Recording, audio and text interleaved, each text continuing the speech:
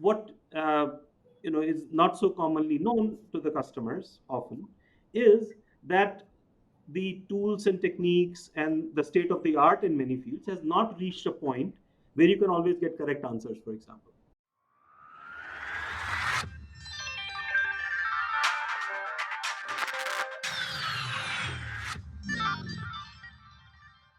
Hi, Vikas, and welcome to the show, Leading with Data. And thanks Thank for you, Kunal. taking time out from your schedule for doing this discussion. For It's a our pleasure and a audience, privilege. yeah, for our audience, Vikas has been extremely supportive of Analytics Vidhya and any community initiative which we have done over the last few years. He is currently a research scientist at Oracle and doing some great work. And he's someone I find, who really connects both the pieces, the technology as well as the business aspect and the impact of the work very, very closely. So I really look up to him to understand the intersection of these things. So I hope that through this discussion today, because we all get to learn that from you. So welcome to the show, Vikas. Thank you, Kunal. It's been 6 years of our association. It's been so much fun. It has been Lot great, to learn great. from you. Yeah. So I'll actually, start the discussion from the point which I mentioned, right? So I've always found you to have great technical depth, at the same time, having that macro view as well, that how some of the solutions which are getting built not only impacts the business problem but also the overall, let's say, ecosystem. So how do you do this, or how have you been able to maintain that consistently? Because there is so much to learn technically in the domain. There is also so much to kind of reflect on and research at the same time. And that's something which I always find really great with you. So how do you do that in your day to day work? Well, so one is I have to credit my mentors, at IIT Delhi, at CalTech, at Intel Corporation, and at Infosys, and here at Oracle, because the kind of idea that I'll use technology to do something simply didn't resonate with my mentors. What resonated with my mentors was we have a problem to solve. We'll do whatever it takes to solve the problem. So now, as a part of that, the first step that I was taught and over a period learned is that you have to first understand the problem you're trying to solve very well. In fact, we spend 90% of the time understanding the problem and the Right. remaining 10% solving it. So that Mhm. is a critical part of what I do even now is if a customer brings a problem or one of our product managers brings a problem, we spend most of the time actually understanding the problem, Mhm. whether Mhm. it is how others have solved it before, or whether pieces of it have been addressed before, or what do we want at the end? What does the customer actually want at the end? Mhm. Mhm. Now, so and this also goes back to the whole idea of design thinking, Yeah. which I learned from our friend Vishal Sikka. That if you are starting from technology, you're not getting very far. Right. We know the Mhm. technology, that's fair. We stay at the forefront of it, that's fair. But what are we using it for? That's our first order. Many Mhm. times, sometimes customers say, I have a lot of data. Yeah. What can you do with it? Right. I say, Mhm. wow, Mhm. we really love you as our customers because that's unlimited money for us. But Yeah. then I say, but no, that's not useful for you. Let us figure out what do you want? Correct. Correct. Because I can do a And lot of things with your data. yeah. So Yeah. now, And yeah. mhm. Yeah. Please go ahead. So see, day to day, the way it manifests is really in terms of, for example, if you want human capital management problems solved, right? I Mhm. have textbooks on that sitting here, right? Yeah. If I'm going to solve an accounting problem, I have my NCRT textbook sitting there, 11th, 12th NCRT textbook sitting Wow. there. Okay. Now Mhm. I skipped those in 11th and 12th, but I'm studying them now. now. Right? If I am solving a manufacturing problem, I go to that. I have had colleagues, at a previous company I worked at, they were working with a pharma company.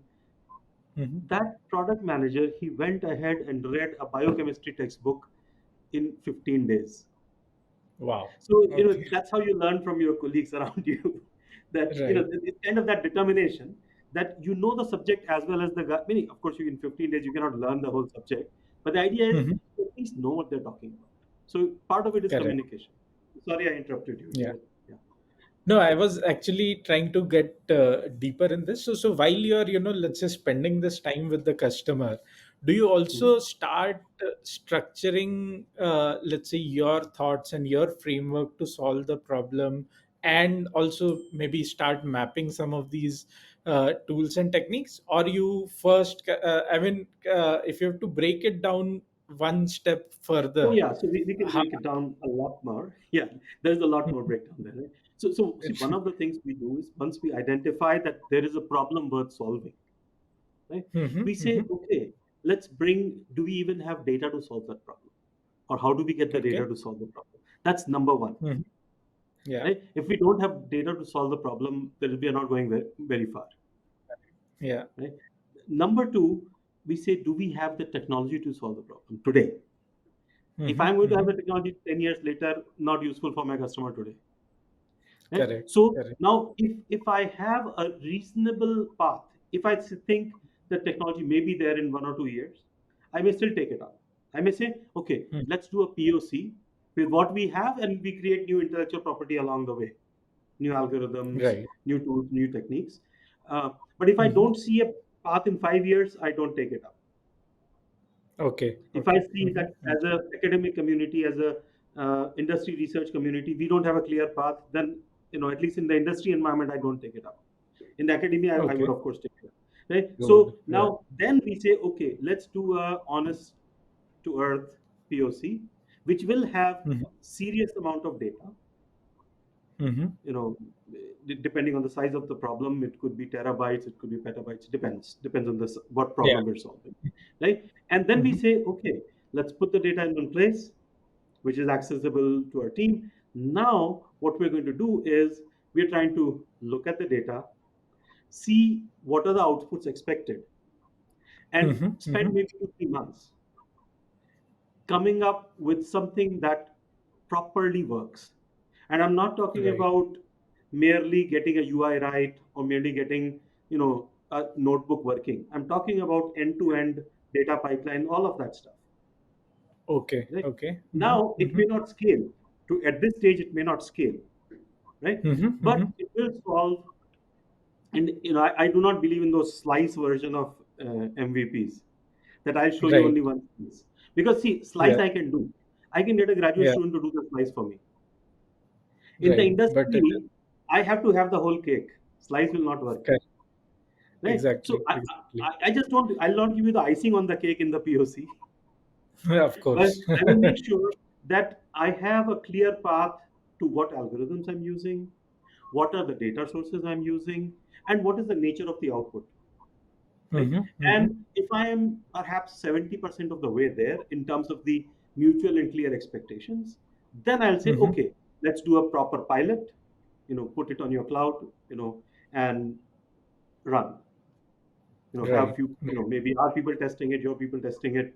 And Mm. usually we expect the testing folks to be not somebody you pick off of Mechanical Turk.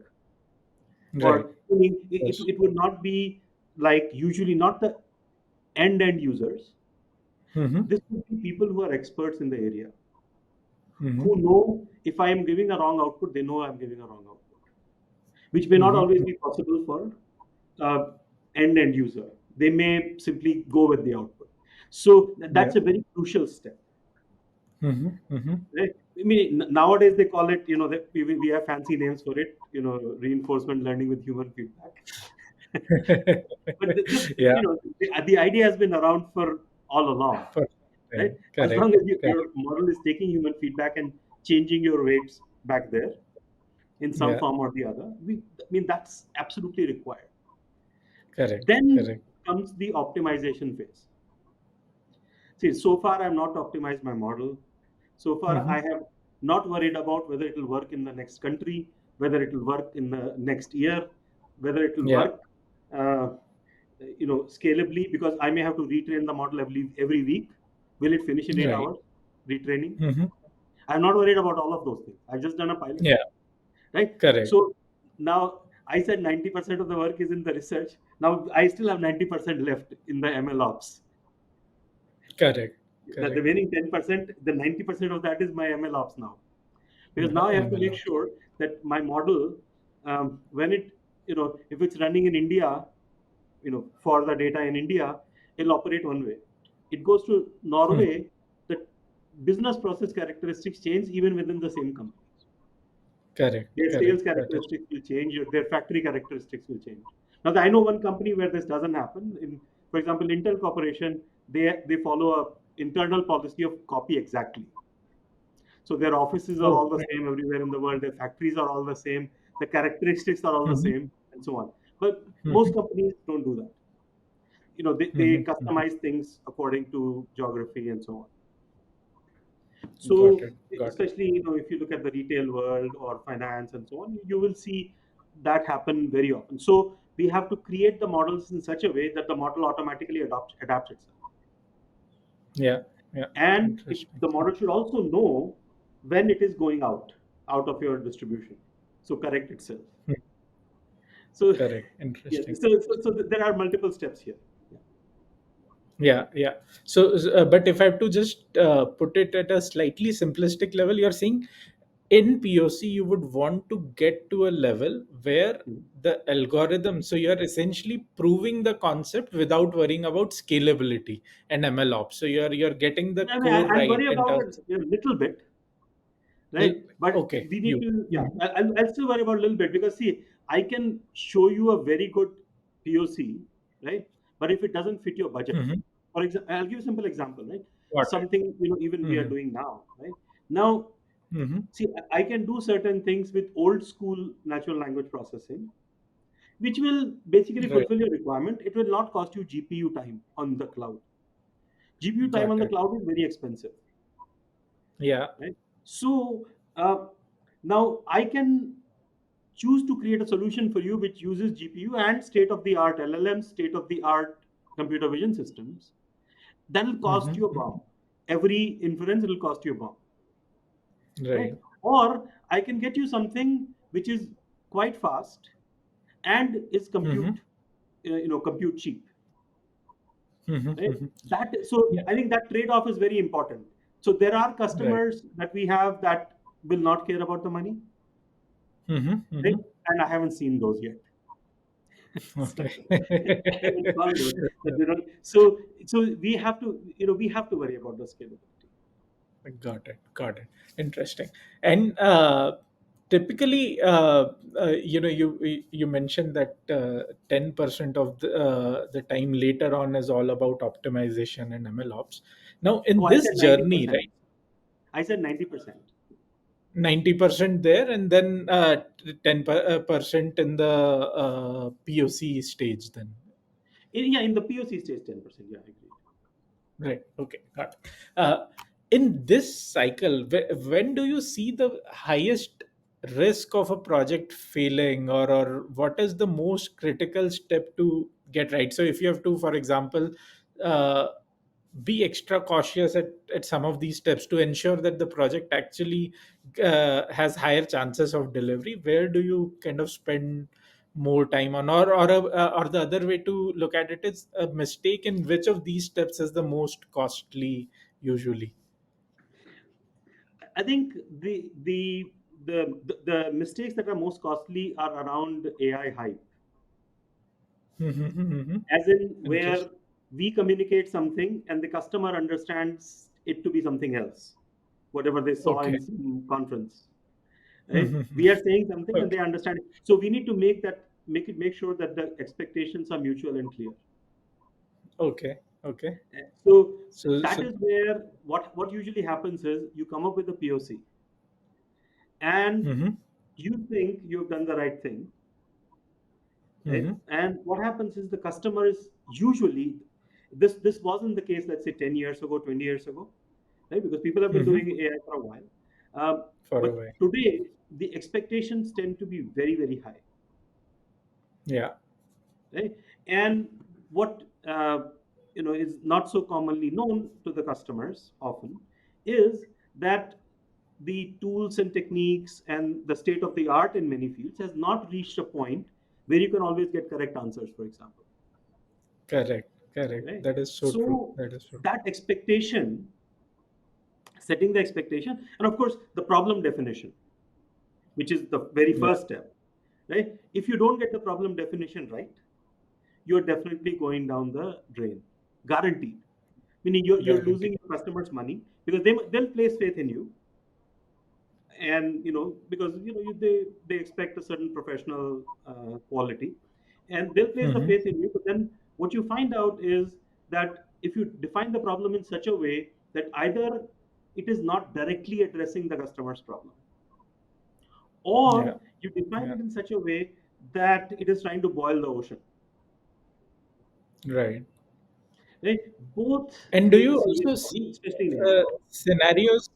Do you also see scenarios where customer has this latent problem, in the sense they're saying something else? That is quite They're common, yes. right. Right. Yeah. Yeah. Mhm. Yes, I'll give Sorry, you a you were simple example, saying right? the fourth. Uh, Now I'll give you an mhm. example of that one, that latent story. So Mhm. there was a customer from a very large pharma company, very large, and we probably used their Mhm. products every day, perhaps. Now, the challenge that uh, they threw at us, or we thought they threw at us, is I want to repurpose my drugs. So they have their drugs, and what they want to do is take the side effects of the drug as the main effect. And we know some drugs which Okay. do that, right? Something was developed for Yeah. a cardiovascular purpose and then it's reused for something else, right? So now the challenge Mhm. is that we don't even they don't understand it, we don't understand it how that's done, and somehow they have a Mhm. conception that AI can do it. Somebody told them at a conference that it can be done,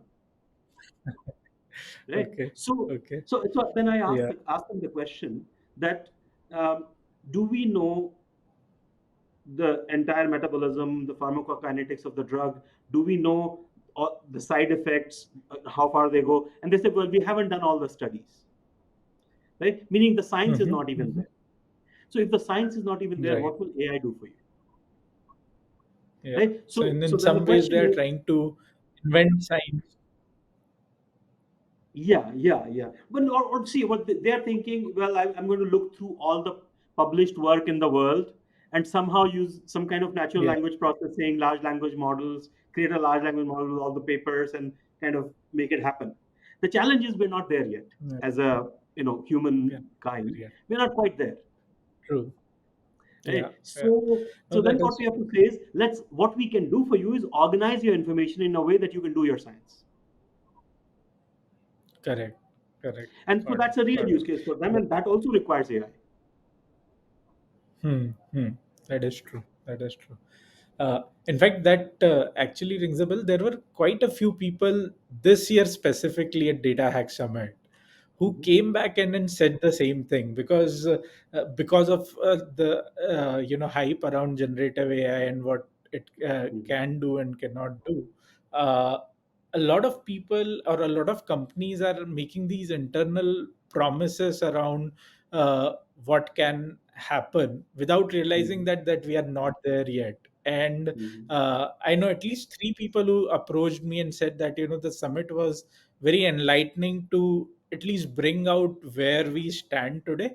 And they said Mhm. that they would actually now need to go back to their companies and say that some of the project investments which we had thought we would be making, Mhm. we should hold them, or at least change the expectations from them, as Yeah. opposed to what was doing. So it Mhm. is actually an increasing problem in the domain. uh, Coming to that topic, while we are discussing that, uh, Mhm. how has been your kind of interaction with generative AI, what was your first aha moment? And Mhm. is there something which you're already using in your workflows using Mhm. generative AI? Well, so generative AI, externally, right, using that is generally not being done in most enterprises for Right. copyright reasons, IP contamination reasons, and so on. We do not know what. Correct. So, but we do of course take in material which is commercial, available open source material which is commercially Hmm. available with commercial licenses. Right now, there Yeah. the key thing that I have found is that Hmm. where we want to what we weren't able to do previously with respect to, for example, classification problems, Hmm. right? So you have open-ended classification problems nowadays.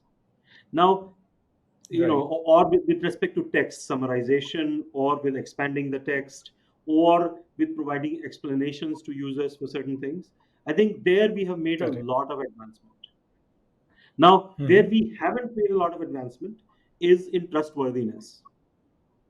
And that is Right. something, Hmm. and I'm going to talk about this in a local talk here at Hyderabad in next week or so, where I Yeah. will, talk about techniques that one can use to convert the output from, for example, LLMs to a more trustworthy output, or at least be able to filter it and say this is trustworthy and this is not trustworthy. And that is very Correct. critical for an enterprise. See, for playing with it, you can do it, right? So I, Yeah. and I saw this difference, right? That where you see, like programming, for example, right? A lot of people are really Hmm. excited by the benefits in augmenting coders. And now Yeah. what we've seen is only those coders are augmented who really understand computer science, who really understand algorithms, Correct. because Hmm. um, when this thing gives you an output, any of the tools, right? You take Bard, or Microsoft's version of Chat GPT-4, or you take Cloud 2, or any of these, right? Or GPT-4. You take any of these, they Correct. make rookie Hmm. mistakes, right? Yeah. And see, it's actually easier to write your own code than to find those rookie mistakes. Correct. Correct. And some of them Interesting. are not so rookie mistakes, because it is just connecting together, uh, next best sections of the Yeah. code. So Correct. so people are saying, coders are out of business. You need actually even better trained computer scientists to understand this. Yes, Correct. And then the give virtual that time code. to drudgery, right? What is the API Yeah. for this, API call for this? That time it will save, but it will Correct. not save Correct. you the factuality. For that, you need Yeah. people who know what they're doing. Correct. And then the But again, for good reason, we do associated not use effect it in is our people. workflows. Okay. Yeah. Yeah. The Again, in associated. natural language processing workflows, we do. Mhm, mhm. But I'm talking Interesting. about as a human, because there's As always a the human. risk of leakage. Right, right. That is true. That is true. And is it so in terms of reflecting on its impact on, let's say, the final products which you ship or the final products which go into the enterprises? Mhm. Where do you see it would make the biggest impact? Would it be in the, let's say, user interfaces? Would it be in information retrieval? Would it be in just making sure that a lot of uh, rudimentary stuff, and not rudimentary in the sense that it's not required, rudimentary in the sense it's something which is very well defined and is just getting repetitive. Where do you see Mhm. the biggest use cases of generative AI and making a biggest difference in, let's say, the enterprise solutions? So, if we talk about specific to, there is already large workflows being set up for vision, so that I Right. don't have to say anything, right? Yeah. Hmm. Governments are setting up surveillance systems. In corporations are setting up surveillance systems, and You also have, for example, Adobe released their FireEye is a generally available software now, right? So Mhm. the vision thing is all set at this point.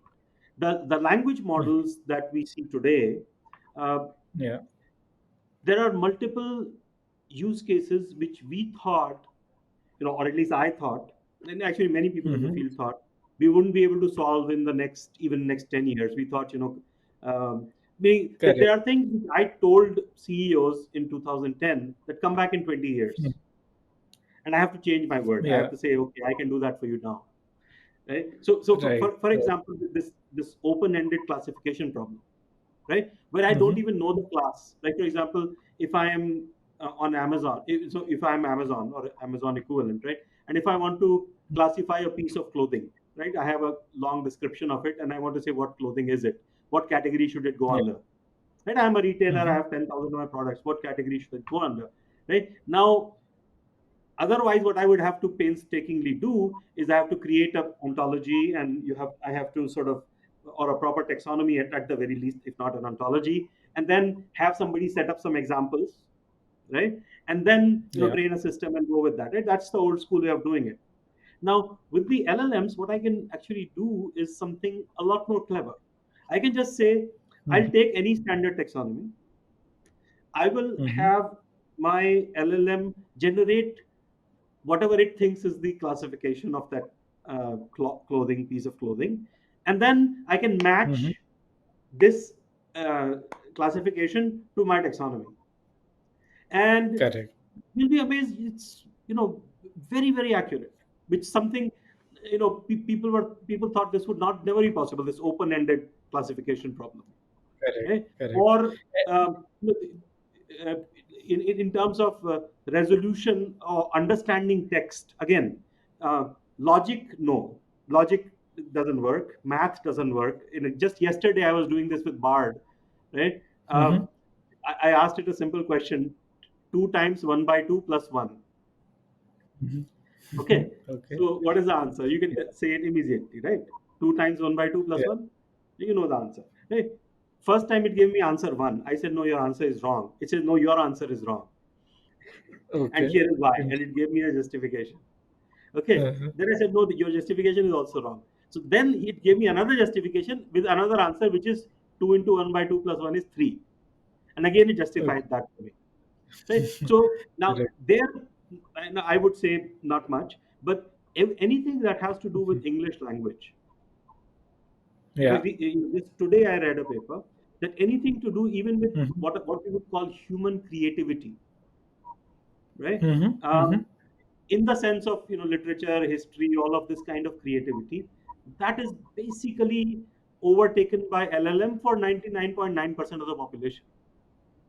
In the sense that Correct. because all the books have been put in here, the whole Wikipedia is here, so it can Yeah. generate those for you on the fly, product descriptions on the Correct. fly, for example. Once it has done the classification, now it knows what it can at least produce a skeleton for you. You can fill in the blanks if you need, or it can even fill in the Correct. blanks from you. You Correct. have a product item list, and it can produce a description for you. And on by the Correct. same token, Correct. for the customer also, it can produce a summary. Yeah. So Yeah. I think a lot of these workflows will significantly change. Anything Mhm. that Mhm. involves running text, no math, no logic. Don't ask it to reason, Mhm. right? Mhm. But True. another thing is the teaching part, which of course Salman Khan, from Khan Academy, is using it to great Yeah. effect. Uh, you know, Correct. uh, the multiple choice questions, other than JEE and all of that, because those involve lot. But Mhm. anything that Mhm. has English, like TOEFL type of questions, GRE type of question, it can just do just like that. Yeah. Now the advantage there is that Right. you do not have to employ a teacher to tell you that, because the teacher may come up with True. some back explanation, right? But this thing will give you True. the actual Yeah. reason why this should be the answer. And This but should again, be. so then the question is, are these tests valuable? So all of that, so the human society will change because of that, because the Correct. workflows will change. Text related Very workflows true. will change. Very true. Very true. And uh, And again, from a use case perspective, again in industry coming back, right? So Mhm. some of these things, how does it impact the, let's say, deliveries, or how does it impact some of these enterprise solutions? I think all of these things that you mentioned we are experiencing now. In fact, I mean, to what you said, right? So to if you would have asked me even 5 years back, right, between there is a field which is completely logical and there Mhm. is a creative field, which one is more likely to get automated, I bet Mhm. almost everyone would have bet on the logical field, right? And what we are Yeah, seeing yeah. is almost diametrically opposite Mhm. effect. So how does this kind of translate to the solutions you are building, and then So yeah, so what I think I should have addressed that part when you asked me that, Mhm. right? See, the way this translates is that uh, wherever we have solutions which Mhm. require reasoning systems, right? Mhm. We will have to continue to use the good old-fashioned AI systems, Right. Mhm. right? But whether it's AI systems or you know there are systems which I've used where we had differential equations, so you can call it Yeah. AI or not, but so those systems will continue to be the way they are, right? But then Okay. the systems which require, as you mentioned, right, information retrieval, right? So, for example, Google tried to solve the problem of enterprise search, right? Right. Now, today, if I take a vector database, I put my entire, um, corporate information into a vector DB, right? And then I have my, whichever flavor of large language model I have, right? I can go ahead, put my FAQs, put my, um, manuals, and people can retrieve information just like that in the enterprise, which was never possible before. Meaning, it Correct. was a Correct. sort of nearly impossible. Google had Google Desktop, for example, right? It worked well, Correct. but nothing like what you can do now, simply because uh, previously I was simply doing similarity search between strings or documents and so on. That's all I was doing. That's all I Yeah. could do, right? But today, what Yeah. I can do is I can find semantically similar pieces of text for Correct. which I could also do previously, but I had to do a lot more work on that. Work To on it. get to Correct. semantically similar, I had to do a lot more work. Today, I don't have to do. Right. I simply have to say, okay, this is in my vector DB. Now, based on my large language model, I can bring back everything that is similar to what's in my Mhm. vector DB. All the documents that are similar to this, I can bring Correct. back, and Mhm. those will have similar meaning, and I can sort of rank them in terms of how they are. Again, Correct. LLMs don't solve this whole problem, but this the information retrieval problem in the enterprise can be dramatically solved. Correct. Correct. True. True. And Very again, true. the UI That problem. is true. The UI problem Uh, is quite important when people ask questions of databases. Right now, we had been doing this for a while, frankly, mhm, mhm. right? To create natural language interfaces or Right. natural language generation, right? In analytics, for example, right? All your Power BIs and Correct. Excels, Tableaus of the world, right? These essentially become extinct, Correct. right? Yeah. Because if you That have is your true. data warehouse or database, right? All you have to do is literally ask a natural language question, Ask a natural language right? question. And Correct. That is true. I can ask a natural language question, and as long as I have fed my database schema into the LLM, right? And Mhm. perhaps I can provide some examples, right? Here is a question, here's an SQL corresponding to that, right? Once I have done Yeah. that, Yeah. I'm good to go, right? Of course, Right. it'll Right. require some factual checking, because Correct. we've done the study, and what we found is that hallucination still plays a role here.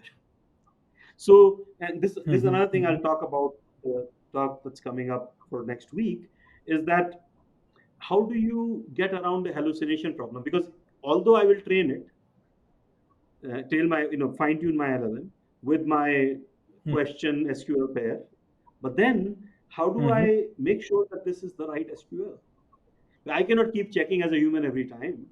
Customer will come in, they'll ask the question, Correct. right? It's not like I can go and check before the customer reads the answer. Let me Yeah. check the SQL, right? So, so Mhm. for that, Mhm. I have to make sure that the SQL actually makes sense, right? And one of the ways some people trying that is to take the SQL, convert it back to natural language, and see how similar those two are. Meaning the original Right. customer Yeah. question Yeah. and meaning what Yeah. it's like property, right? What question should Correct. you ask? You're I mean, you give it to ChatGPT and you say, what question would have generated this? correct. Correct. So Exactly. those Exactly. different things, but the idea is that you have to be able to put this factuality filter, at least for the enterprise. Correct. But once you have done And that, the problems which we thought mhm, were very hard to solve, now we can solve. now you can solve it. Well, we And still there have a are, compute I problem, think, though, by the way.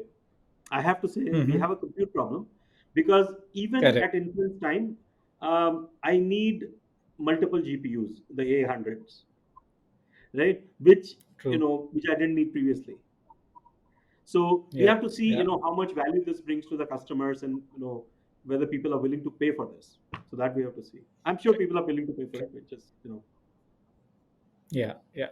And I think two areas which are related to what you're mentioning, just kind of taking it a step forward. One is, uh, you know, how do you make sure that or let's say how do you evaluate a LLM, because a lot of it and I know it's a very open question, but Mhm. it's a different regimen compared to what it used to be before, right? Earlier, if I Mhm. had to do a classification model evaluation, I would either use a confusion metric, and then it was simple, right? It was very definitive.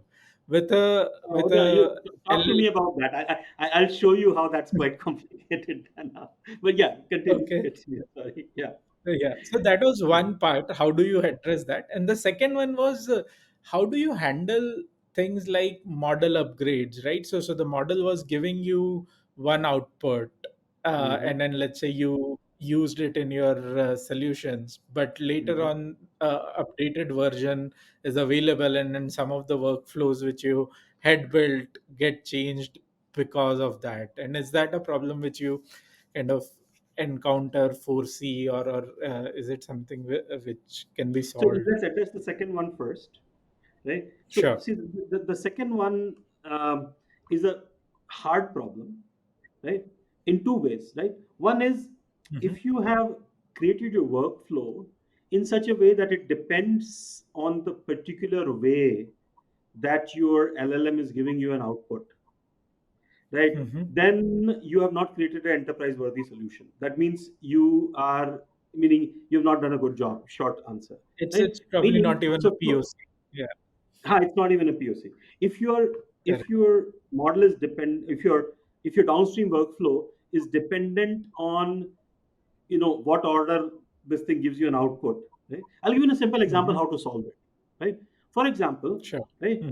um, I could say, um, I mean, if I wanted a deterministic kind of output, I could say, give me this Hmm. output in an XML form with this, and it works a lot better than asking for sentences, Okay. Interesting. Hmm. right? Hmm. So with that XML or JSON, whatever format whatever format you can even decide a format. In fact, with most of the LLMs that I find today, if you do fine Hmm. tuning with maybe 20, 30, 50 examples of this Hmm.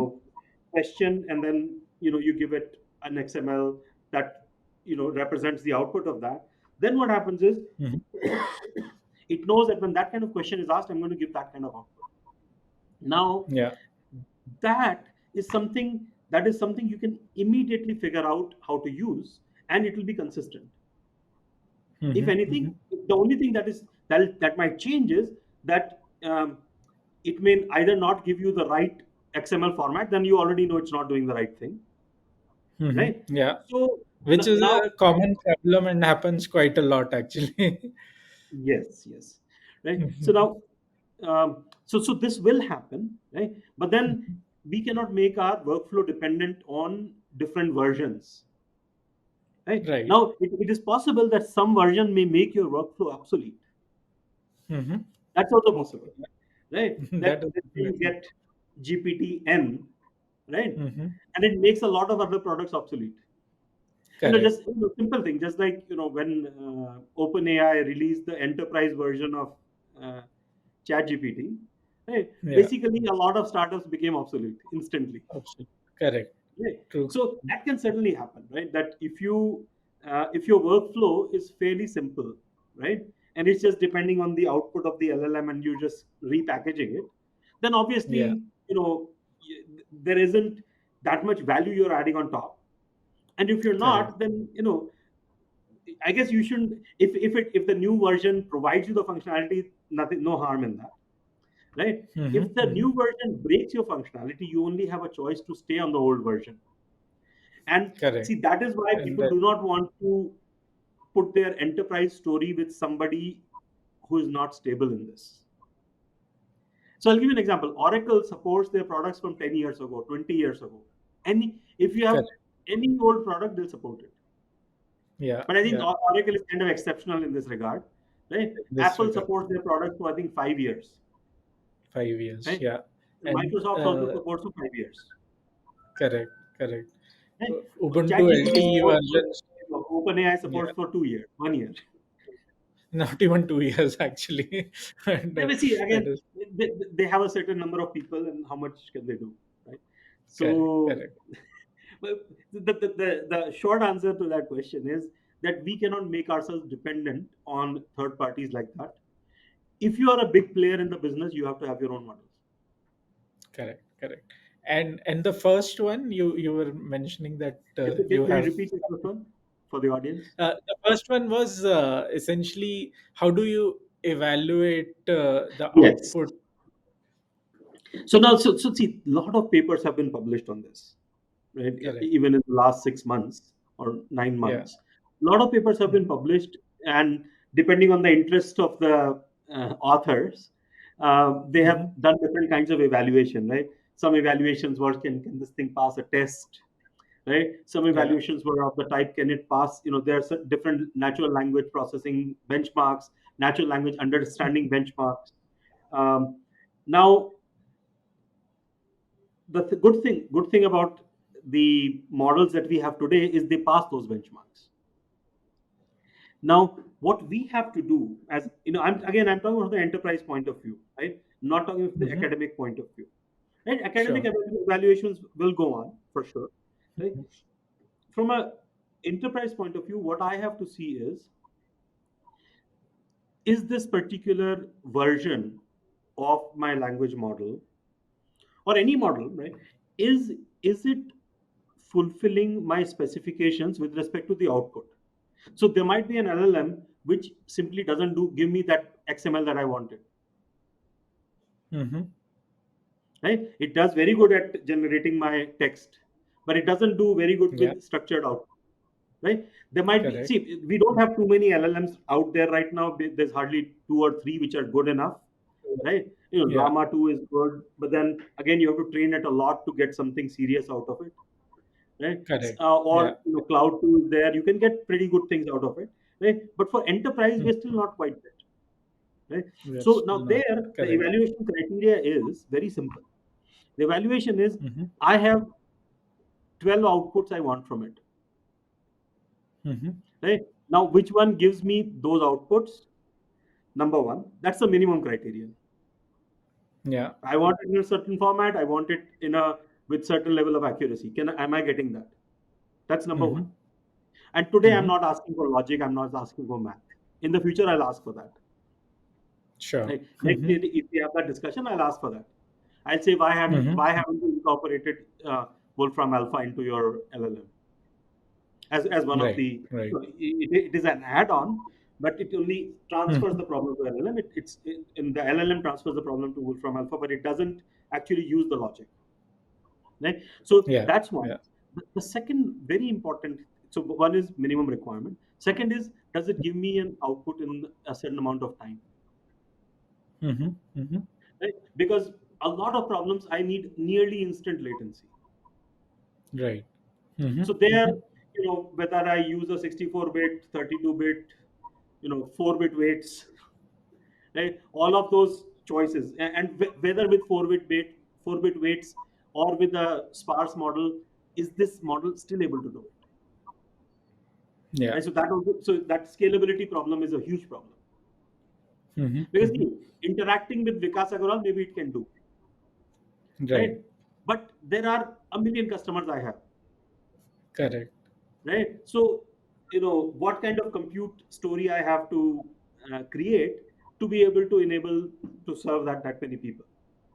Yeah. So Yeah. that is a very critical piece, because in Hmm. fact, even today, even here, right, we are accepting or rejecting models just based on that. Let's see, if it On- doesn't meet my latency requirement, I cannot deploy it in any case. Correct. The Correct. customer asks a question, 8 minutes later, it comes up with the SQL. Not useful for me, Not right? useful. Yeah. Customer asks a Correct. question, 10 milliseconds SQL, 100 Accept. milliseconds, go to database, come back, then natural Yeah. language generation for, maybe 20 milliseconds. That is acceptable. Correct. That's Correct. actually Google speed. Right? But if you do this 8 minutes business, I cannot do it. Right? Or or even 1 minute. Today the latency is of the order of 1 minute. Yeah. Yeah. Meaning things which I'm running on my cloud on my GPU, right? Still it's of the order of 1 minute. True. True. Right? So then, so that's where I have to see, well, do I take a scaled down version instead of 70 billion? Do I take a 7 billion one? Hmm. Right? Hmm. Do I take a True. 4-bit version of it?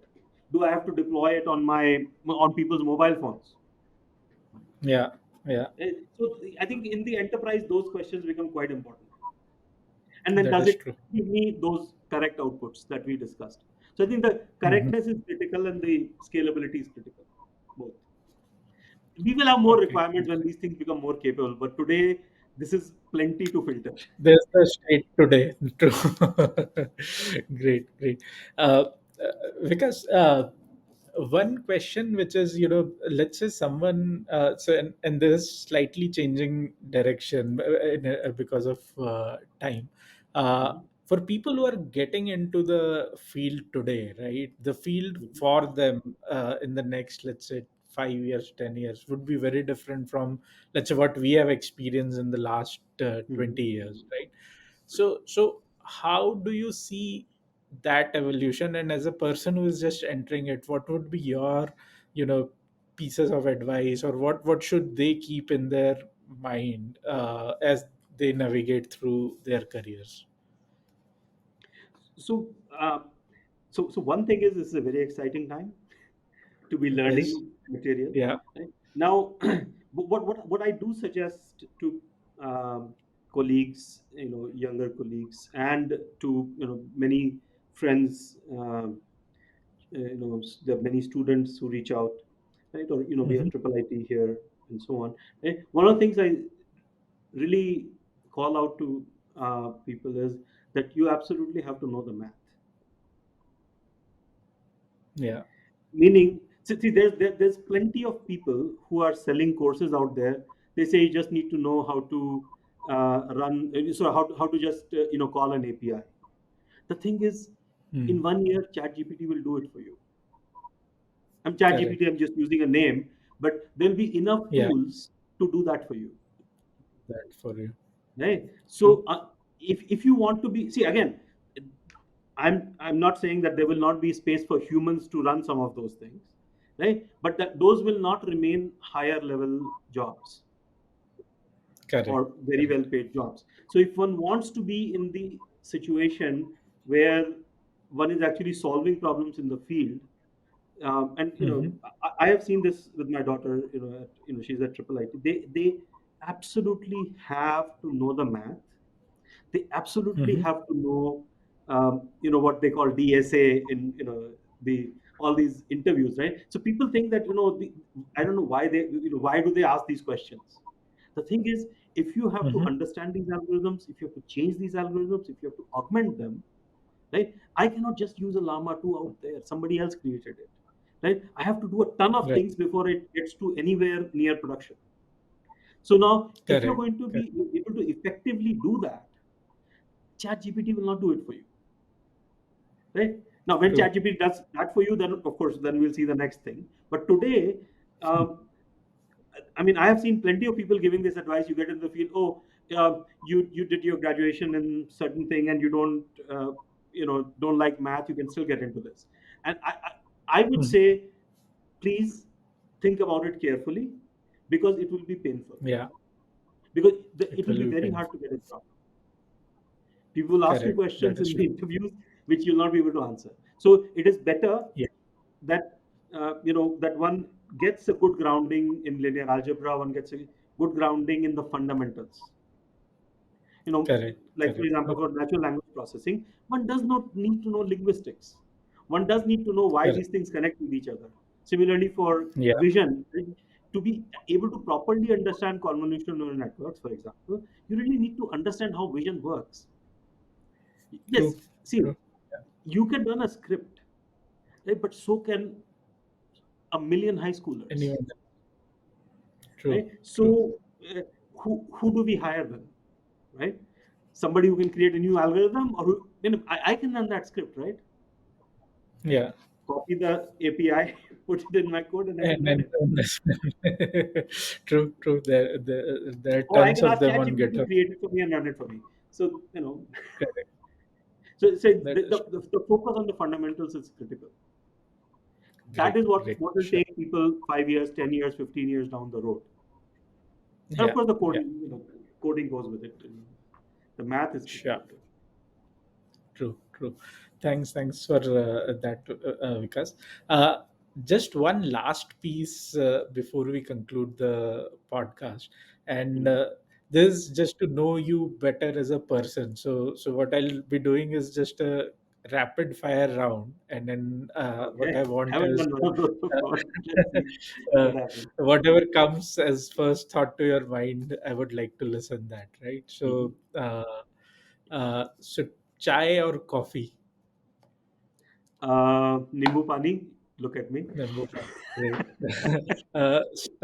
Startup or MNC? MNC, MNC, MNC. Okay. Uh, Favorite ML algorithm? XG Boost. Excuse. Cricket or football? I would like to walk fast. Okay. uh, See, uh, I don't believe in spectator sports. okay. And LinkedIn or Twitter or X? I think LinkedIn, Twitter is X now. Okay. uh, Kindle or physical books? Physical books. Okay. Favorite movie? So favorite movie, I think the one I like the most, and my son watches it all the time, is Gandhi. Uh, Okay. Okay. right? Mhm. But there are things from 1930s which our family likes a lot. But anyway, Mhm. that's black and white. So, but Gandhi is color. Okay. Interesting. Interesting. And favorite music? So I really like Carnatic music. Previously, I had Mhm. very little appreciation, but I've lived in Hyderabad for 12, 13 years. So uh, uh, that's my Carnatic music. Yeah. Sure. Great. Thanks, Vikas, for all those answers. Thank And you, Kunal, for really your loved time. our discussion. And I think a lot of things that you mentioned that almost condenses years of experience, perspective, and then spending time in the field. So thanks a lot for bringing this out for the audience. And I'm pretty sure that the amount of learning this conversation has can go a long way in helping people in their own journey. So thanks a lot for sharing these insights. Thanks, Kunal. Your questions helped me clarify things in my mind too. Thank you. Thank you.